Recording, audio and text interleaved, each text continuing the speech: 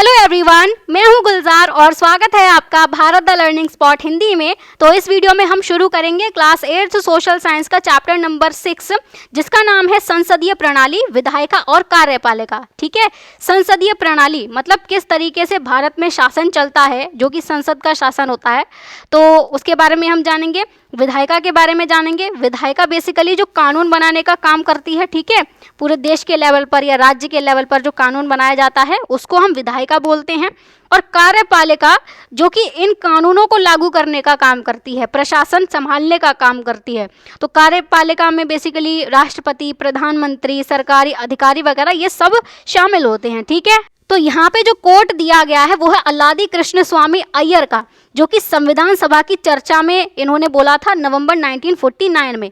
संविधान सभा जो है वो जब हमारा संविधान बनाया जा रहा था तो उसके लिए संविधान सभा बनाई गई थी। यानी कि इसका क्या मतलब है कि संविधान सभा ने ही हमारा संविधान बनाने का काम किया है। ठीक है, तो अल्लादी कृष्ण स्वामी अय्यर क्या कह रहे हैं कि संविधान मात्र वकीलों का प्रलेख नहीं है। प्रलेख मतलब कि सिर्फ एक डॉक्यूमेंट नहीं है, संविधान सिर्फ एक लिखित किताब नहीं है ये, बल्कि ये जीवन का संवाहक है। ये हमारे जीवन को चलाने का भी काम करता है। ठीक है, हमारे जीवन को, हमारे समाज को दिशा देने का काम करता है। और इसकी आत्मा हमेशा युग की आत्मा होती है। युग की आत्मा मतलब कि उस समय के समाज की सोच, उसकी ज़रूरतों के हिसाब की बात की जा रही है। यानी कि इस पूरी लाइन का क्या मतलब है कि संविधान को केवल कानूनों की किताब समझना गलत है। संविधान जो है वो सिर्फ वकीलों या अदालतों के काम आने वाला एक डॉक्यूमेंट नहीं है, बल्कि ये देश के नागरिकों के, हम लोगों के जीवन, हमारे अधिकार, सरकार के काम करने के तरीके और समाज को जो है वो दिशा देता है ये। ठीक है, और जब उन्होंने ये बोला कि इसकी आत्मा सदैव युग की आत्मा होती है, तो इसका मतलब है कि संविधान में उस समय के समाज की ज़रूरतें जो हैं वो उसमें दिखाई देती हैं। ठीक है, तो संविधान सिर्फ एक किताब नहीं है, कानूनों की किताब नहीं है, बल्कि हमारी लाइफ के लिए भी इम्पॉर्टेंट होता है। ठीक है, क्योंकि इसमें कई सारे अधिकार वगैरह, हमारी ड्यूटी वगैरह लिखी हुई हैं, जो कि हमें पता होनी चाहिए। अब महत्वपूर्ण प्रश्न क्या है इस चैप्टर के, वो देख लो आप। तो 4 इसमें प्रश्न दिए गए हैं। पहला है कि भारत की संसदीय प्रणाली क्या है। ठीक है, ये संसदीय प्रणाली के बारे में सबसे पहले हम जानेंगे और इसकी संरचना किस प्रकार बनाई गई है। ओके, दूसरा है कि संसद के प्रमुख काम क्या क्या हैं, क्या क्या काम करती है संसद। फिर भारत के संसदीय लोकतंत्र में विधायिका और कार्यपालिका की भूमिका क्या है। जो कानून बनाने वाली बॉडी है वो क्या करती है और कार्यपालिका क्या क्या काम करती है। फिर है केंद्र और राज्य स्तर पर विधायिका और कार्यपालिका का गठन किस प्रकार किया जाता है, उसके बारे में जानेंगे। क्योंकि सेंटर लेवल पर, केंद्र के लेवल पर विधायिका और कार्यपालिका अलग अलग होंगी। ठीक है, जैसे कि यहाँ पे केंद्र के लेवल पर संसद हो जाती है और कार्यपालिका में प्रधानमंत्री वगैरह आ जाते हैं। वही राज्य के लेवल पर ये अलग अलग हो जाएंगे, जैसे राज्य विधानसभा होती है और राज्य के लेवल पर कार्यपालिका में सीएम वगैरह, चीफ मिनिस्टर वगैरह आ जाते हैं। ठीक है, तो इनका गठन किस प्रकार किया जाता है उसके बारे में हम जानेंगे। फिलहाल ये नए संसद भवन की कुछ विशेषताएं हैं, क्योंकि हमारी जो पार्लियामेंट है, जो संसद है, वो पुरानी संसद जो थी वो इस तरीके से जो है वो दिखाई देती है, गोल है ये, पूरी इस तरीके से गोल बनी हुई है ना। आगे आगे का यहाँ पे फोटो है ये। तो ये पुरानी बिल्डिंग है जो अंग्रेज़ों के समय पर बनी थी।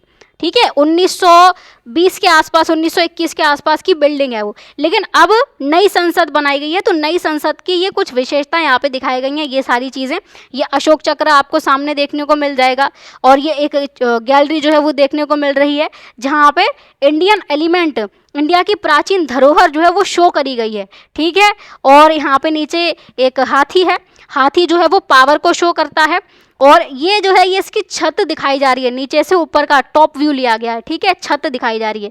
तो इसको अगर हम नई पार्लियामेंट को देखें तो ये देखो इस तरीके की बनी हुई है, ये इस तरीके से त्रिभुज के आकार में। ठीक है, तो वही छत में यहाँ पे दिखाई देने को मिल रहा है ये वाला, ये जो है। ठीक है, तो ये हुई नए संसद भवन की कुछ विशेषताएं। अब यहाँ पे आओ। अब यहाँ पे एक स्टोरी है कि नालंदा विद्यालय के 8वीं कक्षा के विद्यार्थी हैं जो कि दिल्ली में आए हैं और विद्यालय भ्रमण पर थे। ठीक है, मतलब वहाँ के विद्यालय, वहाँ के स्कूल को देखने वगैरह वो आए थे, वहाँ पे घूमने आए थे। तो उषा, सुखविंदर, अंजलि, जॉन, फरीदा विशेष रूप से नए संसद भवन को देखने के लिए उत्साहित थे। नए संसद भवन की बात हो रही है। ठीक है, आप भी देख लो नया संसद भवन, ये है, ये रियल फोटो है इसकी, नए संसद भवन की। ठीक है, तो अब इसमें स्टोरी में क्या है कि ये बच्ची बोल रही है कि यह ना तो वर्गाकार है, वर्गाकार मतलब ये वाला स्ट्रक्चर जो होता है, वर्ग जो होता है, ठीक है, और ना ही वृत्ताकार है, यानी कि इस तरीके से गोल, ये भी नहीं है, ना तो वर्ग है ना वृत्त है। ये क्या है? ये त्रिभुजाकार है। त्रिभुज इस तरीके से होता है। तो यहाँ पे आपको त्रिभुज देखने को मिल रहा है। इस तरीके से 3 जो है इसकी डायमेंशन हमें दिखाई दे रही हैं, ये इस तरीके से, है ना। तो नई संसद का आकार कैसा है? त्रिभुजाकार है, याद रखना। अब यहाँ पे टीचर बता रही है कि यह त्रिपक्षीय संरचना जो है, त्रिपक्षीय मतलब वही 3 पक्ष जो हैं, एक पक्ष ये है, एक पक्ष ये है और एक पक्ष ये है, ठीक है। तो 3 पक्षीय संरचना संतुलन को दिखा रही है, बैलेंस को दिखा रही है, मतलब कि किसी के भी पास में बहुत ज़्यादा पावर्स नहीं है, ठीक है। समावेशिता को दिखा रही है, यानी कि हर किसी को जो है वो हर किसी को साथ में लेकर चलना, कोई भी इंसान पीछे ना छूटे। तो एक संतुलन को दिखाता है, एक समावेशिता को दिखाता है और एक प्रयोजन का प्रतीक है। प्रयोजन मतलब कि एक उद्देश्य, मतलब कि ये जो बिल्डिंग बनाई गई है वो इस तरीके से बनाई गई है कि संसद के कामकाज के लिए उपयोगी है ये और उद्देश्यपूर्ण है, ठीक है। तो प्रयोजन को दिखा रही है कि काम जो है वो अच्छी तरीके से हो सके, अगर किसी उद्देश्य पे काम करना है तो अच्छी तरीके से किया जा सके। तो 3 पक्ष इसके संतुलन को, समावेशिता को और प्रयोजन को दिखाते हैं, ठीक है। अब इस वाली नई वाली बिल्डिंग में जो है वो हरित निर्माण पद्धति का भी उपयोग किया गया है, जिससे विद्युत की खपत में 30% की कमी होती है। हरित निर्माण पद्धति मतलब वो होती है जिसमें इस तरीके से इमारत बनाई जाती है कि हमारे जो प्राकृतिक संसाधन हैं, जैसे कि बिजली हो गया, क्योंकि बिजली कोयले से बनती है तो प्राकृतिक संसाधन हो गई ना वो, पानी हो गया, इन सारी चीज़ों की कम बर्बादी हो और पर्यावरण को भी कम नुकसान पहुंचे, इस तरीके से बिल्डिंग बनाई जाती है। वही होती है हरित निर्माण पद्धति, ठीक है। तो इससे क्या है कि 30% की कमी आती है विद्युत की खपत में। मतलब जैसे फॉर एग्जांपल पहले पुरानी वाली बिल्डिंग में जो 100 यूनिट बिजली की लगती थी अगर, ठीक है, तो अब ये नई वाली बिल्डिंग इस तरीके से बनाई गई है कि 30% की कमी आएगी। तो 100 का 30% कितना हुआ? 30 हुआ। तो 100 में 30% की कमी आई, यानी कि 70 यूनिट्स ही अब इस्तेमाल की जा रही हैं, ठीक है। तो 100 यूनिट की बजाय अब 70 यूनिट इस्तेमाल की जा रही हैं, मतलब कि बिजली की खपत में कमी हुई। तो वो इसी वजह से हो पा रही है जो ये हरित निर्माण पद्धति में बनाई गई है, ठीक है, ताकि बिजली कम से कम इस्तेमाल यहाँ पे हो सके। और इसमें आंतरिक भित्ति मतलब कि संसद के अंदर वाली जो दीवारें हैं, ठीक है, यहाँ पे आपको ये इस तरीके से जो देखने को मिल रही हैं वही चीज़। तो इन पर मोर, कमल ये बनाए गए हैं। क्यों बनाए गए हैं? क्योंकि मोर क्या है? मोर भारत का राष्ट्रीय पक्षी है। कमल क्या है? कमल भारत का राष्ट्रीय फूल है, इसीलिए ये बनाया गया है। जनजातीय कला मतलब कि जो हमारी जनजातियां हैं उनकी अपनी एक बढ़िया सी कला होती है, ठीक है। अलग अलग टाइप की ये लोग पेंटिंग करना जानते हैं, बर्तन बनाना जानते हैं, बहुत सारी चीज़ें होती हैं, वो उस चीज़ को यहाँ पे दिखाया गया है। मंदिर प्रतिरूपों को दिखाया गया है। मंदिर प्रतिरूप मतलब कि किसी मंदिर का एक छोटा सा एक मॉडल बना देना, मतलब उसकी छोटी सी आकृति बना देना, है ना। और स्वतंत्रता सेनानियों की आकृतियाँ यहाँ पर उत्कीर्ण हैं। उत्कीर्ण मतलब उकेरी गई हैं, ऐसा नहीं है कि पेंटिंग करी गई हो, उकेरी गई हैं दीवार के अंदर से। जैसा हमने पढ़ा है ना, किसी हार्ड सरफेस पर जब खुरच के एक मूर्ति उसमें से निकाली जाती है, तो वही चीज़ है। इन सभी चीज़ों को उत्कीर्ण किया गया है, उकेरा गया है। स्वतंत्रता सेनानी वो लोग हैं जो स्वतंत्रता के लिए लड़े थे अंग्रेज़ों से, ठीक है। और यह समग्र भारत का एक संग्रहालय जैसा लगता है, मतलब ये ऐसा नहीं लग रहा कि संसद है, ये बिल्कुल ऐसा लग रहा है कि जैसे भारत का म्यूजियम है ये, है ना, क्योंकि इसमें भारत के कल्चरल एलिमेंट जो हैं वो दिखाए गए हैं। और बस यही इसमें जो है वो खासियत है। इसी वजह से नई संसद जो है वो बनाई भी गई है, क्योंकि वो पुरानी जो है वो अंग्रेज़ों के टाइम की है। और दूसरी बात कि उसमें जो सांसद होते हैं उनके बैठने की जगह भी कम थी, तो नई वाली संसद में ज़्यादा सीटें बनाई गई हैं, ठीक है। ज़्यादा सीटें क्यों बनाई गई हैं? क्योंकि फ्यूचर में जो है वो इन एमपीज़ की संख्या बढ़ सकती है। ओके, वो टॉपिक एक अलग है। फिलहाल ये देखो, ये अशोक चिन्ह है और ये जो है ये भारत का राष्ट्रीय प्रतीक है, ये भी वहाँ पे हमें देखने को मिलता है, ठीक है। और इस नवनिर्मित भवन में, मतलब कि नया बनाया हुआ जो भवन है उसमें अनेक प्राचीन प्रतीक हैं। काफ़ी सारे जो हमारी प्राचीन सभ्यता है भारत की, उसके बहुत सारे प्रतीक यहाँ पे बनाए गए हैं। तो निसंदेह लोकतंत्र को भविष्योन्मुख होना चाहिए। भविष्योन्मुख मतलब कि भविष्य की तरफ देखने वाला होना चाहिए लोकतंत्र को, है ना, भविष्य की तरफ सोचकर चलना चाहिए। लेकिन अपने मूल को कभी भूलना नहीं चाहिए कि हमारी जड़ें क्या हैं, ठीक है। और हमारी जड़ों से ही तो अंग्रेज़ों ने हमें काटने का काम किया था, जिसकी तरफ हम वापस से लौट रहे हैं धीरे धीरे करके। वही चीज़ है कि अपने मूल को कभी भी मत भूलो कि हमारा इतिहास क्या रहा है। भविष्य की तरफ भी देखकर चलो, प्रेजेंट में काम करो, और जो पास्ट रहा है, जो हमारी हिस्ट्री रही है, हमारी जो विरासत रही है, उसके बारे में बिल्कुल भी मत भूलो, ठीक है। इसी वजह से नई संसद में ये सारी चीज़ें बनाई गई हैं। अब परिचय देख लेते हैं। ज़्यादातर चीज़ें हमने यहाँ पे पढ़ी हुई हैं, तो बस उसी को ही हमें देखना है। तो भारत को स्वतंत्रता देश के अनेक लोगों के महान बलिदानों और औपनिवेशिक शासन के विरुद्ध संघर्षों के वर्षों के संघर्ष के बाद प्राप्त हुई, ठीक है। यानी कि हमें स्वतंत्रता कैसे मिली? बहुत सारे लड़ाई के बाद मिली, ठीक है। एक स्वतंत्र देश के नागरिक अब अपने शासन के बारे में स्वयं निर्णय ले सकते हैं। हम जो हैं वो स्वतंत्र हैं, तो हम अपने शासन के बारे में खुद निर्णय ले सकते हैं। इससे पहले अंग्रेज सारे के सारे निर्णय लेते थे, ठीक है, इसीलिए हम स्वतंत्र नहीं थे, इसलिए हम उपनिवेश थे उनका। हमारे राष्ट्र के जीवन में इस नए युग का प्रथम महत्वपूर्ण कदम स्वतंत्र भारत का संविधान तैयार करना था। अब स्वतंत्र तो हो गए हम, तो अपना संविधान भी तो बनाना होगा ना, तो वो पहला महत्वपूर्ण कदम था हमारा, ठीक है। और इस व्यापक दस्तावेज ने, ये जो एक डॉक्यूमेंट है, एक काफ़ी मोटी बुक, ठीक है, इसने राष्ट्र के लिए आधारभूत सिद्धांत स्थापित किए। मतलब कुछ बेसिक प्रिंसिपल जो हैं वो इसमें लिखे गए कि कैसे राष्ट्र चलेगा, क्या क्या सिस्टम होंगे। राष्ट्रपति के बारे में भी इसमें लिखा गया, प्रधानमंत्री के बारे में भी, ठीक है, हर एक इम्पॉर्टेंट चीज़ इसमें लिखी गई। और हमने वो बॉडी पढ़ी है ECI, election commission of India, उसके बारे में भी संविधान में लिखा गया, ठीक है, जिनमें सार्वभौमिक वयस्क मताधिकार भी सम्मिलित है। इसके बारे में लास्ट चैप्टर में हम पढ़ चुके हैं।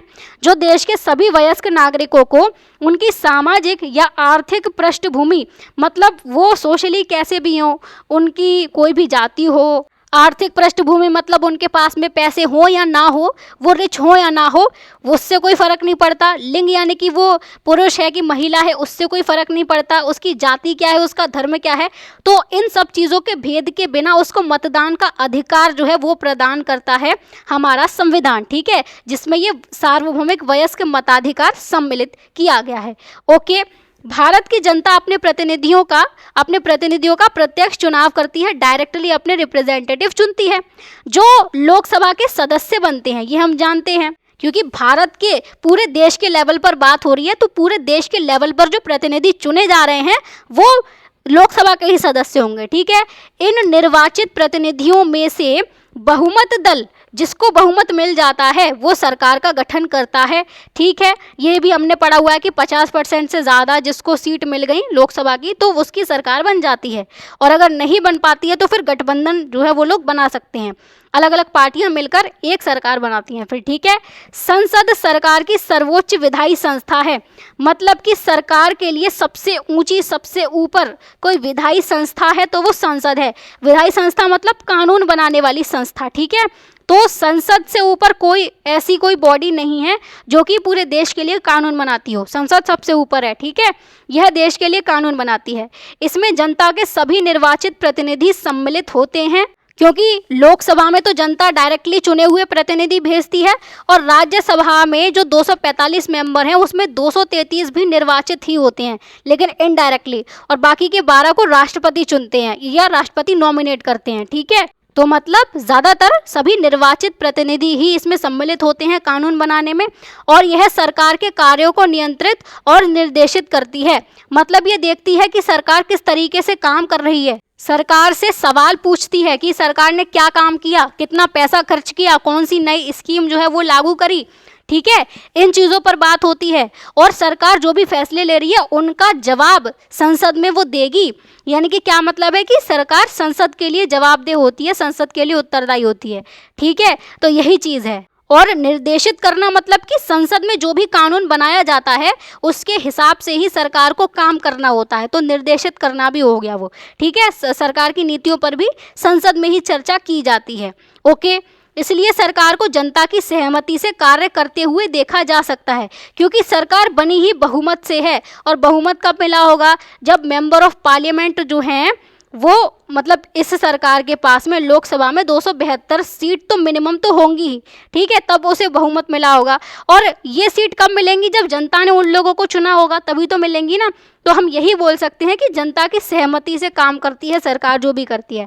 तो 1952 में पहली लोकसभा हुई थी, ठीक है, ये फैक्ट याद रखना कि पहली लोकसभा कब बनी थी, तो 1952 में थी। और अब तक 17 लोकसभाएं हो चुकी हैं। मतलब जो लास्ट 2019 के चुनाव हुए थे तब ये 17वीं लोकसभा बनी थी, वो भी खत्म हो चुकी।